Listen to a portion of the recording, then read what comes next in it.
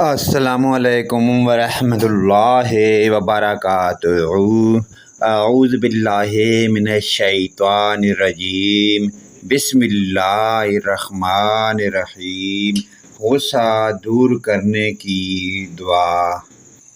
جناب رسول مقبول صلی اللہ علیہ وآلہ وسلم نے فرمایا کہ میں جانتا ہوں کہ ایسا کلمہ اگر کوئی غصے کے وقت اس کو پڑھ لے تو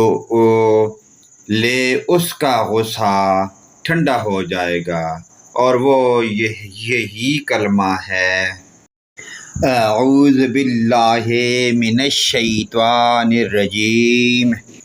پناہ چاہتا ہوں میں اللہ تعالیٰ کی شیطان مردود سے، راندے ہوئے سے۔